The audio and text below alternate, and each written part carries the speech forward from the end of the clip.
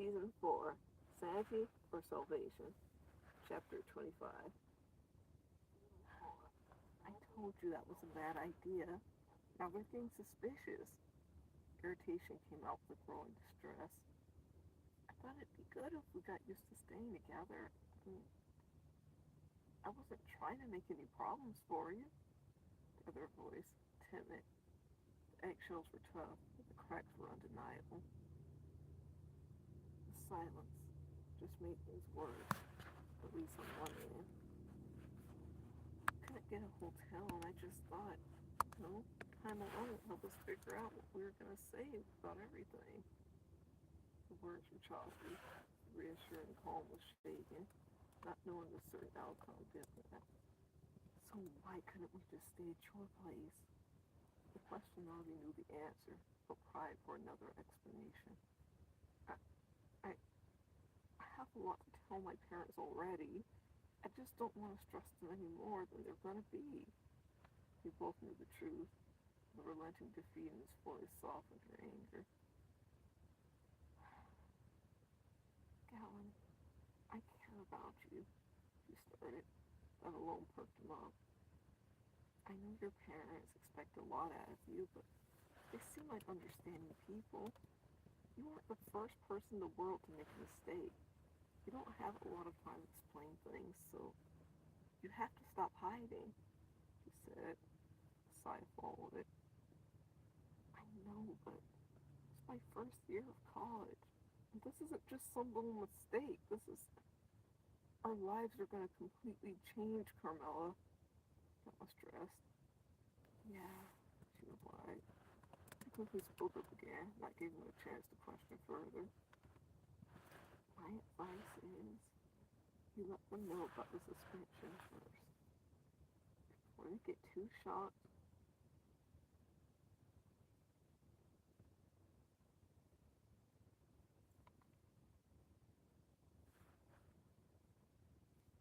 Explain that you kind of already sorted that out. It's under control at least. And I mean, it'll be less to take in if they know this was an accident and not you losing yourself out in the world, right? Carmela suggested. It sounds great, but it's not controlled. They're willing to not take away my scholarship, yeah, but there's a lot of requirements to it. Was it responsible to do whatever I could to keep my position? It would have been better to just ask him about it first. Don't question it. Cornell could hear it in his voice. He wanted her help, but he mainly asked himself. He wasn't beating himself up terribly, but this was nothing to take lightly. He understood that. Had his future set up, had taken precautions, worked hard, and now it was hinging on so many unsure things. Look, you never know the response until you start telling them. We have a lot more to worry about than the past right now. I'll remind them. He heard the chuckle he let out. At least a few good things came from it. I'm glad we're together, Carmela. I love you. Dawn told her gently. It came out so smooth. It was almost as if they'd been together for way longer than what the reality was. Yeah, that's the spirit. Call me when you get settled at home, Carmela quickly replied, quickly filling the silence. This time, she hung up after, leaving Galen to worry she was getting too stressed as well. However, he got himself together and continued his way back to his house. When he got close, a sense of calm washed over him. He located the house key he was given years ago and prepared himself to go in. He decided against using it and knocked on the door, thinking he surprised them a little. I'll be right there. A smile crept across Galen's face, hearing the fog voice of his father getting closer. The door swung open moments later, Klein's own pleasant smile growing upon seeing his son, his eyes widening along with it. Galen! Klein exclaimed. He stood in the shop for a few seconds before he launched from the door frame, grabbing Galen to a strong hug, almost knocking him off his feet. Hey, Dad! Galen choked out, laughing a bit. He grabbed him, hugging him back. They pulled away from each other, Crane clasping his hands firmly on Galen's shoulders, giving him a small shake. Look at you! My boy's home from college, Clang exclaimed, again staring in admiration. Did you still happen to miss me? Don joked. Clang pulled his mouth into a straight line, turned away from him, folding his arms. No, not really. I've just been taking an acting class. Pretty convincing, huh? Clang confessed. Hey! Galen gasped. Clang laughed again, grabbing him by the back of his neck, yanking him over to him, playfully digging his knuckles to the top of Galen's head, covered by his cap. Why did you leave the door open? You're playing just because it's getting colder doesn't mean bugs won't get in it. I don't want bugs flying in and out of the house. You know, Genevieve's gonna start naming them all, and I just can't keep up fixing all those little mini plates for all of them at dinner. Galen rolled his eyes, still snickering. He'd have to look up to know his mother was walking over, noticing the still open door. Declan, hello, did you hear what I said? Genesis screamed. She ran over, practically tackling Galen, hugging him tightly. Just so we're clear, your mother missed you too, Clang jested, patting Galen's back, seeing Galen grabbing at his ears, trying to bring his hearing back. Oh my gosh, look at you. You look so grown up. You've been eating right over there. Did you make any friends? Of course you did. Who doesn't like my boy? She's been asking about you nonstop. Where is that girl? Genesis rambled on. She turned her and Galen around so she faced the open house door again. Genevieve, come out here right now, please, ma'am. She screamed. Please. Galen shrunk up, trying to cover his ears. Welcome back, I said Lily with a smirk. Galen beamed back at him, then at his mother. It really was good to be home. He leaned himself down, so prying himself away from Genesis' embrace, getting himself ready to see Genevieve again. Sit at my grave, Season 4, Sanity or Salvation, Chapter 26. The day had been a blur.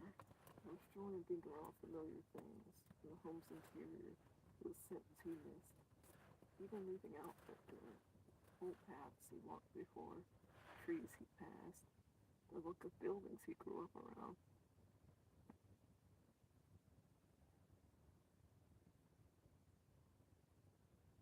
Even a few faces he recognized, regardless if they were remembering him in a good way or a bad way. Even a trip to the store felt surreal, such a mundane activity, but back in his old hometown, it just felt off. Everything had felt off for a while. After that interaction with the beast, he knew deep down he didn't just have his own mind to fear anymore. Just being out, catching up with his mother was something he had done for. But here he was. He followed behind her, listening to her talk. The songs play overhead. Sounds of shopping carts rolling. Everything sounded like a underwater blur. He was happy with her, but he couldn't rest. He just wanted to scream everything out, get clarity, confess what he'd done, what he feared, hear mercy or receive punishment. Being alone was torture. I know your grandma says we shouldn't get anything else, but I think comfort food will make everyone feel better, Lily proclaimed. She didn't go overboard, but she was so excited Arden was home. She wanted to take him out with her. Some things were just for the party, but she wanted to spoil him a bit too, as much as her.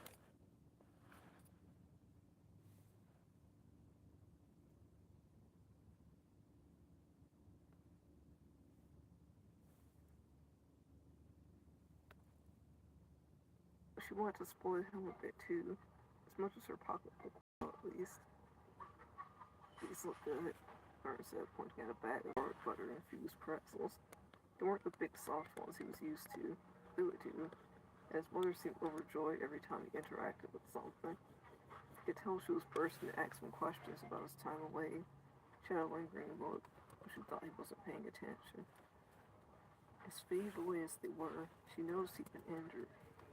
She also felt he'd gotten bigger when they hugged. Maybe she even realized his attitude was different. She didn't ask. She didn't press nearly as much as she had before he went. Part of him missed it, while the rest of them knew it was for the best. You get 2 bags. And how about some drinks? Which kind do you like? Riley asked, dropping into the cart. What about an orange soda? Arden suggested. He tried his best not to look so shifty, to appear unparanoid. The lights were so bright in the store. It seemed too clean, too normal. He didn't belong. And what could be chasing him in here? Oh, that sounds great! Billy cheered, grabbing a 24 pack. I'm glad you're back. We can make these decisions together.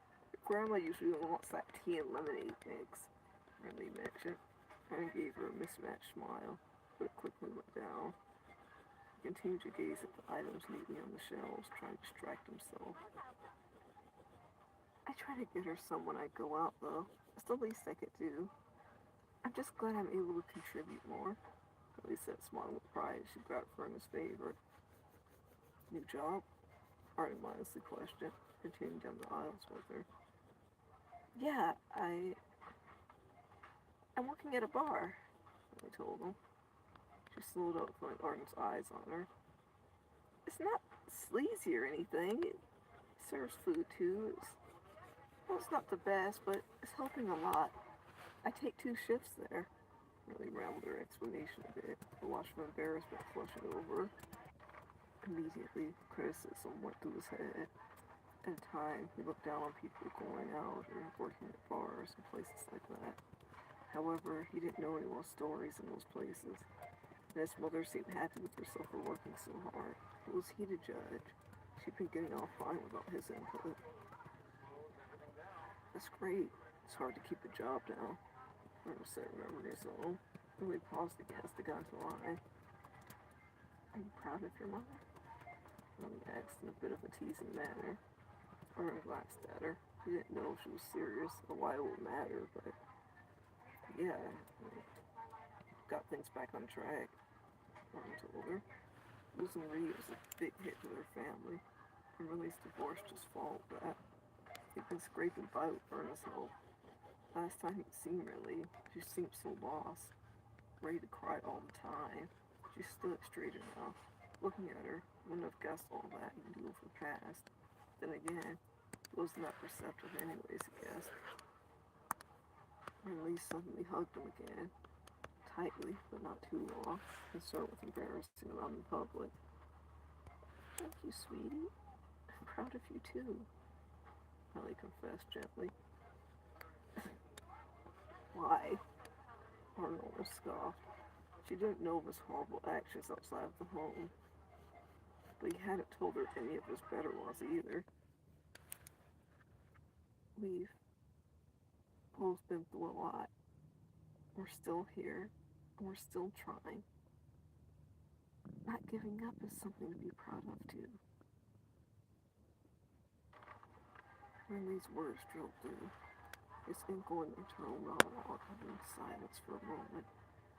He had to force his hands to help put the groceries on to be scanned. He kept his gaze away from her soft eyes. It hurt, but he knew tomorrow would be much, much worse. Sit at my grade, Season 4, Sanity or Salvation, Chapter 27. Pacing back and forth, never feeling comfortable regardless of the position he took while he laid down. It was off and on, up and down. He couldn't seem to calm. There was no focus in his head, aside from always seeming to hear the ticking of the hypnotizing clock. The sun was the final decider. It was time to get up. He finally won the battle with his grandmother, and as a result, he was waking up on the couch. The outside light seemed too bright for the date on the calendar read, blindingly so. Arnold sat up on the couch, facing the window responsible for letting the sun in. His face scrunched, black hair tousled around from endless movements, and hands running through it. He finally turned away from the beam, letting his head fall in his hands. He knew today was coming. There was nothing he could have done to stop it, but I thought you'd be here before. I thought I would. Arden's thoughts scrambled.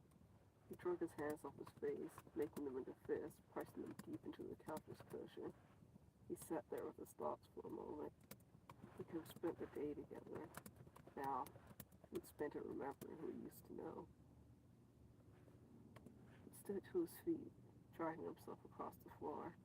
He hadn't got any sleep, but that wasn't new. The reason had changed a bit. Besides trying to hide from the day he was in, there was a fear that always breathed up his spine when he tried to rest. He couldn't help but fear that thing was lurking. If this time he wouldn't be so lucky. Arden stood in the kitchen, trying to keep his focus off the brightly decorated cake set in its cover on the table. Aside from that, he noticed the extra pictures that had been set up in frames since he'd been away. Some he remembered from his family's album, others he'd never seen. He was sure they'd be looking at them plenty later. He didn't want to be put in a bad mood for even saying hello to anyone, so he tried to avoid them. Arden began making a pot of coffee. Heard his mother mention she drank it in the mornings to get going. He figured if he didn't want to look paranoid on edge of falling asleep all day, he would have some too. He leaned on the counter while he waited on his coffee to brew, his body sneaking in a few seconds to shut its eyes. What would have happened if I just went to get you that night? Would you still be here? Or would we both be? The questions bubbled up in Arden's mind. He gripped the counter as he stood there. A loud, familiar ring shook him out of his thoughts. He looked puzzled for a second, then remembered. Home meant his family's resources again. He checked his phone, his sleepy eyes widening. Dallin was calling him. He gritted his teeth. His sloppy apology came into mind. Walt asking him for money. He was probably wondering why he hadn't called him. How did it look? He was enjoying himself at home without even checking on his best friend. And he was the reason he made it here. Apprehensively, he answered the phone. Hello? Arnold spoke first, one hand on his phone, while the other drummed the counter. Hey, Arden, did you make it home? The familiar sound of his friend's voice helped him to calm down. He couldn't hear any malice in his tone. He sounded genuinely happy to hear him, with that concern that had always been there. Yeah, I'm home right now. I made it a day or so ago. Martin answered. Filled his cup out, getting some coffee while he listened. I'm home too. Man, it's great being back. I'm in my old room right now. Man, it feels like last time I was here, you and I were having a slumber party. Gal laughed. Aren't slumber parties for girls? Lauren questioned, making Gal laugh again. His chuckle slowed to him, clearing his throat before he spoke again. I mentioned to my parents you might be back, and everyone's excited to see you again. But I was wondering. Gal's speech slowed up, nerves getting in it. Wondering what? Arnold gripped his handle tighter, making his way out to the porch. But he was glad with how easy the conversation seemed to pick back up, even after the awkwardness in the airport. He couldn't help but question if it was real. He could act on the phone, despite it. He was figuring real-life interactions were far different. Do you want me to come over today? Gal's voice had softened. He almost mumbled the question, yet Arden heard him. Arden felt himself tense. He understood the questioning seconds after he spoke the words. Today was his older brother's birthday. The day they would all try to still celebrate his life. At his funeral, Gallon showed up unexpectedly, just because he couldn't let him face that day without his best friend. The gesture today held warmth to it, but Arden could feel the difference. If you want to, Arden answered back, taking a sip of his coffee. Oh, if it's private, that's okay. Gallon's voice shifted. No, I meant, I don't want to force you. Arden struggled with the words. He messed up again. You're worried about forcing me into anything? When did that happen? Gallon questioned with a light scoff. Arden bit his tongue and watched the heat coming over him. Couldn't get anything out without a stutter. Had a hard time realizing if it was real shock from Gallon, or if his tone had offended him and he had enough. You don't have to sound so shocked. I'm not trying to be a bad person. Arden fought back weakly. When did I ever call you a bad person? Gallon's voice sounded back. It wasn't aggression, but Arnold wasn't used to him sounding so bold. I didn't say that, Arnold rebuffed, forcing his grip on his mug. Could feel his nerves picking up. He didn't want to fight with Gallon, but he was seeming to trip over his words again. His defense being put up. There were so many things stressing him. He could feel his body fearing another. What are you trying to say? Because all I was trying to do was be a good friend. Al spoke back forcefully, his own pent feelings bubbling a bit.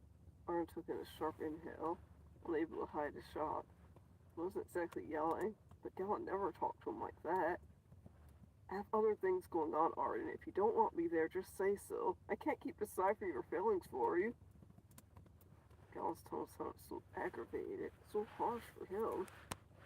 The need to go back at him was strong, but what would that do?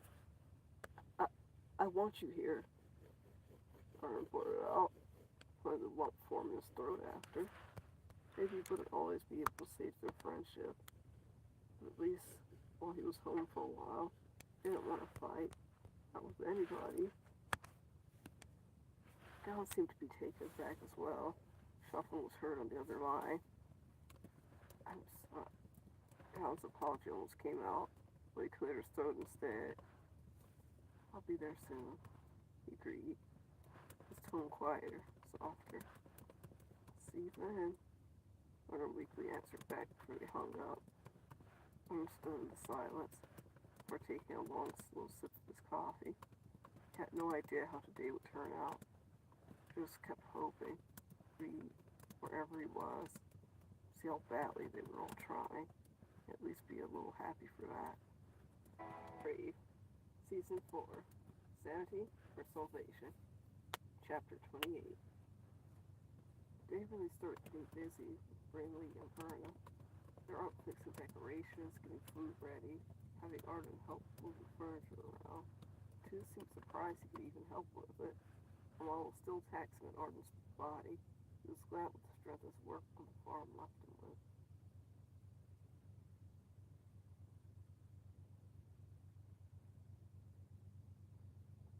Purple and black glittered the house. Brinley had been unsure what dark colors, wanting everything to look bright and happy. But mixing Reed's punk style into the color scheme gave it a different effect. Arden tried to stay busy, helping set up the party with his family. But as everything had been put into place, it would soon be time for guests. Arden could feel reality setting in. He was on a mission to bring Reed back. He could comprehend that he had to be gone for that to be possible, but somehow, as he looked around, seeing all the things Reed would have loved, and not seeing them there to enjoy them, it was really starting to hit him. His travels and research had been keeping him so busy that, along with telling himself he didn't have time, he didn't deserve to sit and mourn.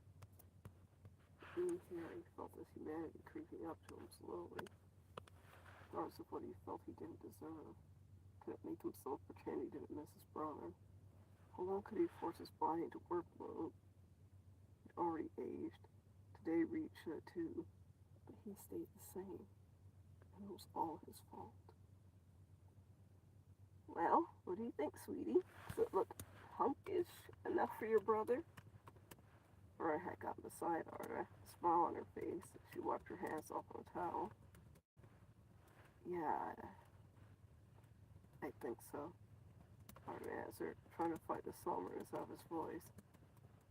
He heard his mother mention that Amber was the one who told her Reed's favorite color was purple, so at least they got that right. He loved certain types of music and the aesthetic that went with it, so Arda had to guess what light he came up with. Thanks for all your help, sweetie. Looks like you've been working, Verna commented, chuckling before squeezing Arda's arm. Hadn't been eating much since the Neely's farm, but from how wiry he had been, anyone close could notice his shift. Got tired of your granny teasing you, She joked again. Arda forced a smile, lips pressed tightly.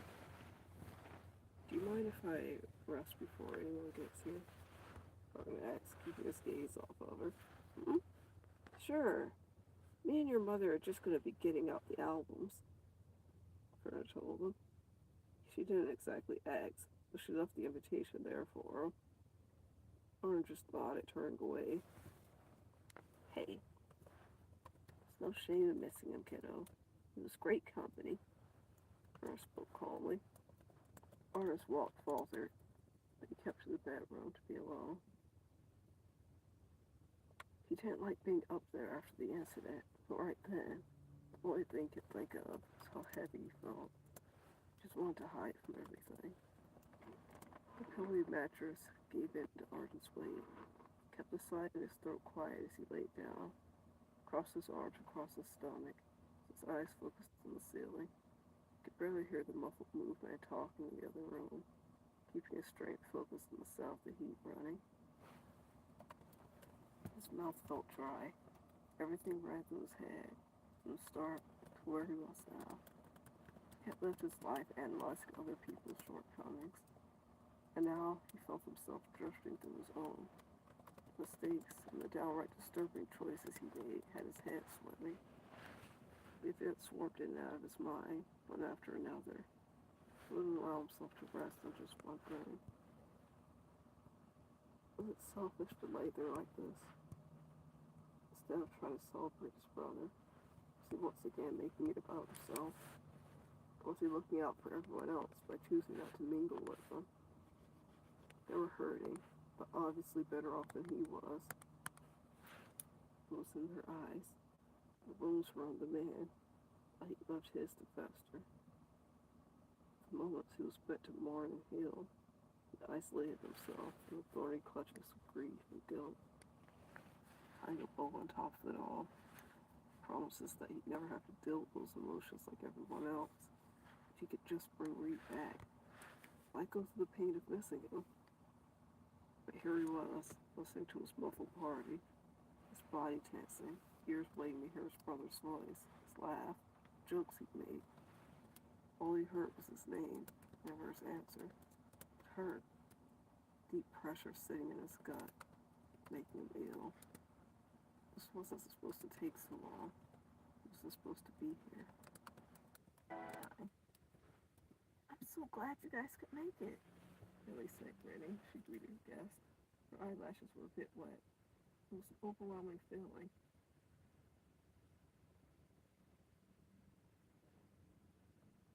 It felt good to be pulling herself out of the hole she'd been in for months. This party truly felt like a celebration of Reed's life than his funeral had been. She'd been on and off crying, but it finally didn't feel like breakdowns. She was getting more comfortable with her emotions. There was a time to cry, and a time where she had to keep life going, and she was finally finding her balance.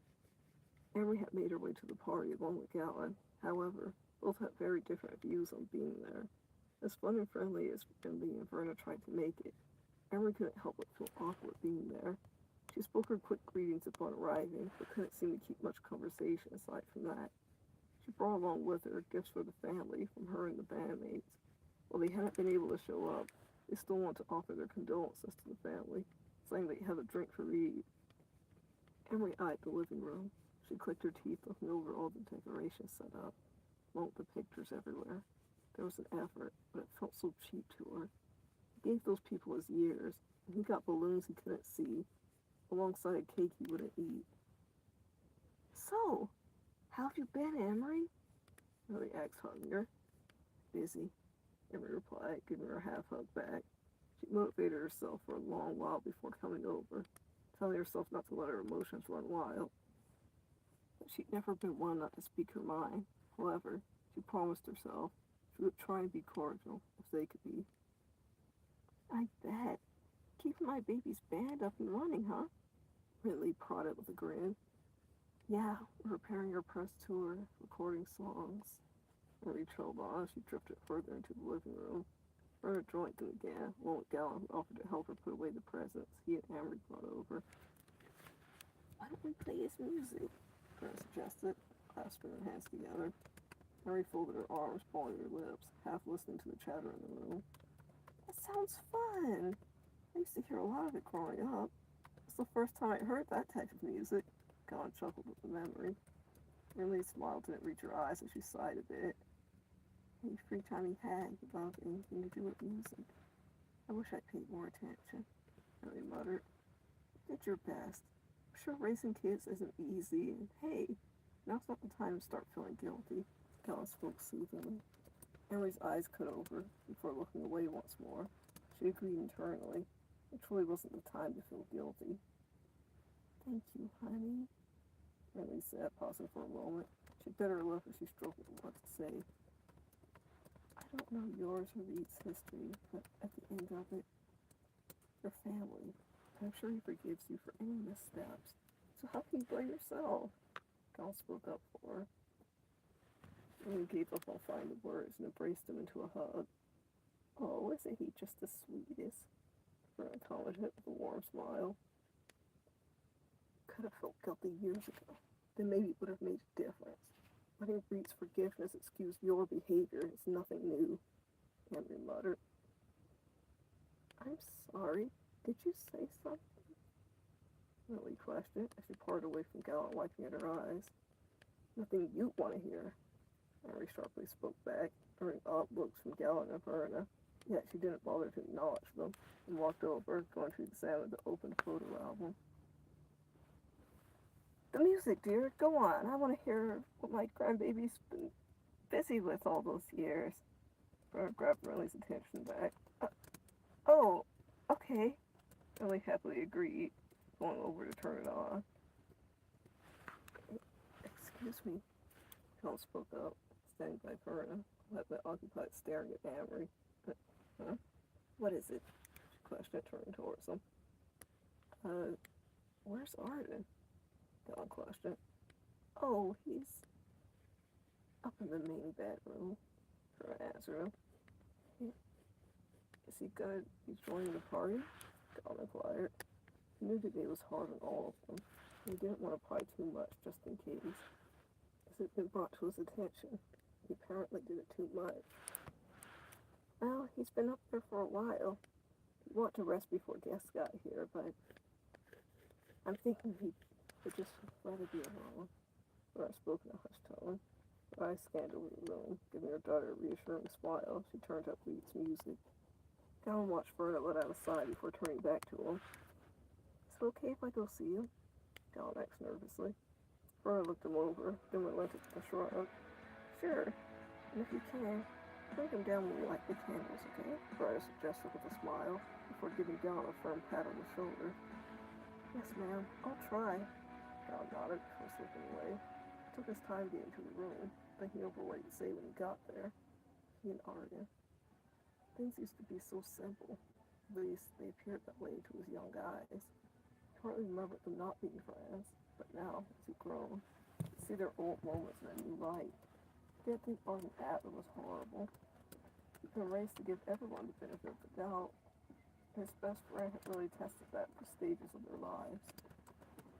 Gal let out a shaky breath as he finally stopped in front of the bedroom door, letting his fingers linger on the doorknob. Being around new people, making other friends, having a girlfriend now. Gal was growing up, perhaps even faster than he even wanted to. His new experiences, however good or bad he'd been, made him realize, as much as he cared for Arden and cherished the memories they made together, if they didn't both make an effort, their friendship would fade with time. He wanted them to stay friends, but sometimes he had to wonder, were we ever really that close? Huh. Was Arden just taking what he could get? Was I just too naive to see it? I wondered solemnly. He had the chance to knock on the door, then open, leaving both him and Arden shocked. Sit at my grave, Season 4, Sanity or Salvation, Chapter 30. Hey, Arden. I was wondering where you've been hiding. John's voice spilled out before he could blink. He needed connection and confrontation.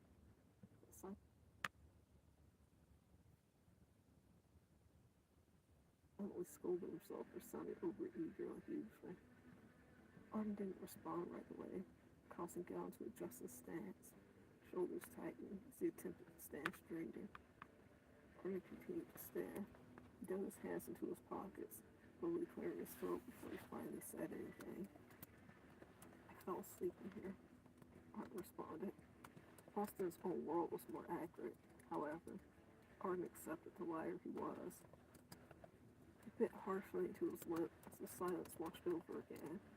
In his head, he suspected Gal was judging him for what he said, but something else quickly took his attention. The door opened. Clearly hear his brother's music playing. The song was one he heard the rough draft of years ago, the little plucks of a singing tune on his guitar. The notes he would hum and mush together as the lyrics were crafted through it all. Finally seeing Gal in person, and hear his brother's music as a cheap backing track. It was all becoming too much. Oh, well, that's good, I guess. But your grandma. Gal ventured to speak after he noticed Arden's gaze staring behind him. They quickly locked eyes. However, Arden didn't give him a chance to finish. He backed up into the bedroom again, attempting to shut the door, but Gal quickly held it open. Hey, what are you doing? Gal spoke up, worried shock lacing his face. Arden went back to the bed, sitting on it, not bothering with shutting Gallon out anymore. That was scold Arden for almost slamming the door in his face. He was the one who said he wanted him here, and now Arden was acting like this all over again. Gallon approached him, his stomping slowing as he saw a defeated look on Arden's face. It was deja vu, the expression that made his stomach hot and limbs turn cold. It was hidden behind the brave face he made at his brother's funeral while he watched him get lowered into the ground. The door shut softly. Gallon sat next to Arden. The silence was awkward, the anger fizzled. They're looking at old photos, sharing memories, listening to music. They want you there for lighting the candles in the camp. Gal's tone glided through the dark. A simple relay of information, something for Arden to listen to, without a need to respond. There's a lot of pictures of you two together. I don't think you posed for some of them. Candid photos are always the best, huh? Capture moments in their purest. Gal continued. Arden kept his head down, hands gripping into the blanket, while Gallon's hands clasped together in his lap, keeping his eyes to the wall. I think you think the fights. You knew you loved him. You can't fake the way you two used to laugh together. Sometimes I'd turn around and go home when I saw you two spending time with each other. I knew how much you looked up to him, and I knew how happy you were when you got some time, just the two of you. Gal reminisced, his brows pulled together, a sad smile pulled at his lips. He turned his head to Arden, gently putting a hand on his shoulder, felt his body stiffen, Arden's jaw clenched, yet he didn't look up. Arden, you're not the first person to lose someone. I don't know why you won't be with your loved ones. They're mourning. Why do it alone? Gal questioned, squeezing his shoulder a bit. It's my fault! Arden blabbered out, snatching away from Gal's hold. He could feel his heartbeat in his ears. He couldn't take it. Over and over again, he wished for love and comfort, and the second he received it, he was repulsed. His skin felt like itchy material. He needed to claw it off, expose everything inside. I did it. It was me. It's my fault. I don't belong down there with them. That's why I'm here. That's why I can leave for months at a time and everyone's lives get better. Arden practically screamed, the breath that hadn't been knocked out. He jumped up from where he sat, his arms flailing as he spoke, hands running through his hair, all while Gallon just stared at him, hands still neatly folded, unmoved. Arden, everyone's lives didn't get better without you here. We've all missed you, Gallon calmly said. I'm not stupid, Gallon. I know I've screwed up. I can see how everyone's moved on without me. I'm not something they need. I'm something you're all used to. Arden spat bitterly. His chest was tight, but he couldn't stop. Gallon slowly stood up. Arden, you're not the only one having a hard time. I've screwed up a lot too, he ventured. Stop. Just stop it. Arden rasped out, turning away from him. Maybe he was wrong for downplaying Gallon's life, but he couldn't stand us who had it worse to comparison he always did. It was one thing to do it over the phone, but in person, it was making him sick to his stomach. Arden knew he looked like a disheveled maniac, while Gallon looked like peace on earth. No, we're not doing this again. Listen to me, Arden, I'm being serious. Gallon's tone begged for him. He grabbed Arden's shoulder. Arden stiffened. He just couldn't face him. I'm suspended out of college right now. I was there on a scholarship, and certain things we can't do. He really messed up. Come on, listen. Me, the guy who could do no wrong. I messed up too. Gallon spouted out. It was a mix of trying to help Arden and disbelief at his own missteps. The airy chuckle as he spilled his secrets out just made Arden shake. Stop trying to act like we're the same, Gallon. Just stop it! Arden yelled back, finally facing him again. His eyes burning red now. If you're a screw-up, then we both are. I couldn't even afford to let you borrow money, Arden. I had to get it from someone else. I made decisions my parents need to approve of, and I didn't even tell them. I have a girlfriend now. She's pregnant. Gallon continued to babble out, tears in his eyes now. He'd been dying to talk to his best friend, have his support, have him care about his problems too. The situation was terrifying, but being the golden child and messing up this bad was devastating to Gallon. What? Arden gasped. His look of shock was quickly replaced with anger and fear. I feel bad for you, Gallon. I do. But your biggest mess up is fathering a child. I just told you it's my fault. My own brother is dead. Arden screamed in a hushed tone.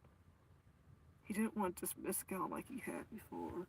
In fact, even through his hurt, he was glad Gallon still trusted him enough as a friend to tell him this. But he could not rely on him. He couldn't feel close with him unless Gallon believed him and still cared the way he claimed to. As sad as it was, he knew any other way was artificial, and was eating him alive.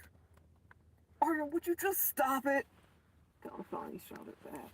His expression swapped. He grabbed Arden roughly. That's the grief talking. You didn't kill Reed. You just regret not being close with him when he died. You need help.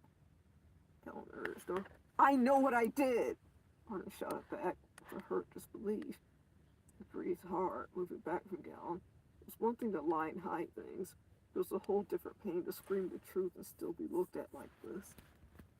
Arden, Gallon sighed with exasperation. Your problem can be solved with therapy. I have real-life decisions to make. Gallon told him bluntly. Maybe it was harsh, but he hated seeing Arden prolong his own suffering for no reason. Are you calling me crazy? Arden questioned. My gosh, Arden, not this again. You're not crazy. Well, at least you don't have to be. But if you keep on doing this, and keep running around spouting all this nonsense saying how you killed your brother, what do you think everyone's going to say about you? Oh, come on, let's go. Gallon reached at him again. This time he was shoved back. Get off of me! Sit at My Grave, Season 4. Sad.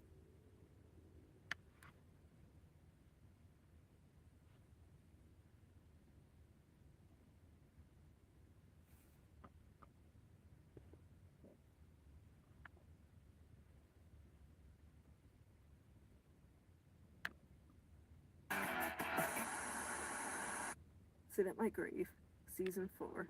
Sanity or Salvation. Chapter 31. Arden's arms folded, a silent hug to himself. He sat around while candles were being put carefully into a case. Photo albums were still open. He heard the music overhead and the song along with it. There was one part of the room he couldn't look at. He couldn't stomach it, because when his eyes drifted there, it all came flooding back.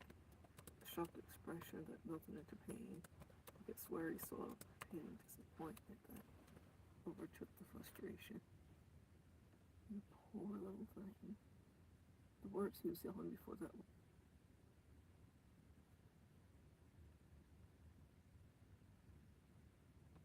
shut him up, made his skin crawl, and the struggle to stop it before he took it further was worse. Arden made his way down with everyone else. He was greeted by his mom, grandma, even Emily gave him a hug. And to his surprise, Gowan stayed. They didn't speak after the shove. Their eyes said enough for them.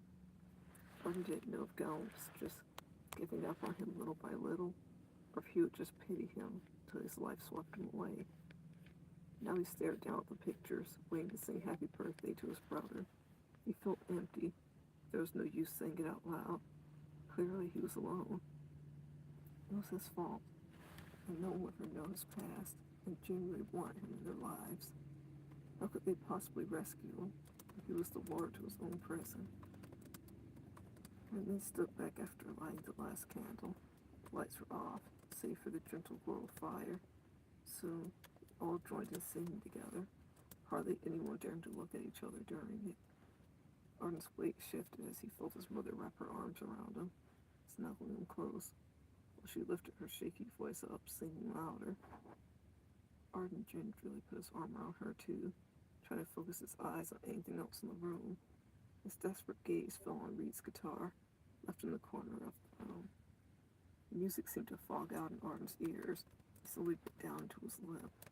It was suddenly hard to breathe. He couldn't tell if he stopped singing or not. His dreams from the future all rested within that thing not too long ago. He hadn't sat and talked to him like they used to when they were kids, but he still remembered the look on his face when he thought he was alone playing his music. There was a passion that he hadn't seen from him. It was almost mesmerizing seeing how he swapped from his nonchalant, cheeky brother to pouring his heart out. Happy birthday, baby. I love you so much. Wish you were here with us, but just hope you're happy and safe wherever you are. Emily's hushed voice spoke after they'd finished her song. She leaned down to blow out the candles. With rapid blinks and a shudder backwards, the candles were blown out before she had the chance. Did someone leave the window open? Verna began asking. Her voice was cut off by a loud crackling in the other room. What's that? Emery questioned, frowning. Sounded like the TV.